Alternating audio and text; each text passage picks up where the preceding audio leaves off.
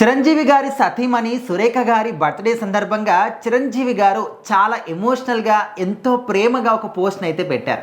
So present ఆ పోస్ట్కి సంబంధించినటువంటి ఆ ఒక ఆర్టికల్స్ కావచ్చు అన్నీ కూడా చాలా చాలా వైరల్ అవుతూ ఉన్నాయి. చాలా ఎమోషనల్గా రాశాడు చిరంజీవి గారు అని చెప్పేసి.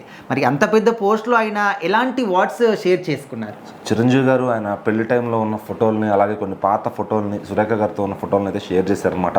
ఆ ఫోటోలు షేర్ చేస్తూ ఆయన ఒక మంచి మెసేజ్ పెడుతూ వచ్చారనమాట. సో నా జీవిత రేఖ సురేఖ గారికి బర్త్డే అని చెప్పి ఆ బర్త్డే విషెస్ తెలపడం జరిగిందనమాట. ఆయన ట్విట్టర్ వేదికగా అలాగే ఇన్స్టా వేదికగా ఆ విషెస్ తెలిపారు.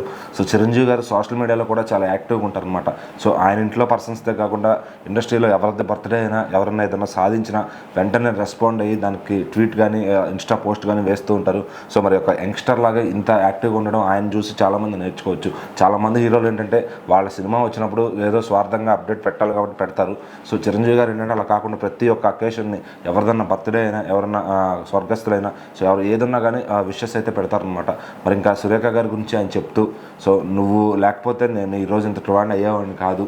సో నీ సపోర్టు మన ఫ్యామిలీ ఎలాంటి పరిస్థితిలో ఉన్నా నువ్వు నిలబడి అందరినీ తయారు చేసి పంపిస్తావు. సో అని చెప్పి ఆ విధంగా అట్లానే ఇంతమంది పిల్లల్ని నేను బిజీగా ఉన్నా కూడా నువ్వు ఫ్యామిలీ టైంకి ఇచ్చి సో చాలా పిల్లల్ని ప్రయోజకులు చేసావు అని చెప్పి, అలాగే మొత్తం ఫ్యామిలీలో ఆయనకున్న బాండింగ్ కానీ 1980 ఫిబ్రవరి 20 మన పెళ్ళైన నాటి నుంచి ఈరోజు దాకా నన్ను సపోర్ట్ చేస్తూ వచ్చావని చెప్పి కూడా ఆయన అయితే చాలా ఎమోషనల్గా పెట్టడం జరిగింది. సో ఈరోజు నువ్వు లేకపోతే నేను ఇంతటి వాడిని అయ్యేవాడిని కాదు అని కూడా ఒక మంచి లైన్ ఆయన రాశారు.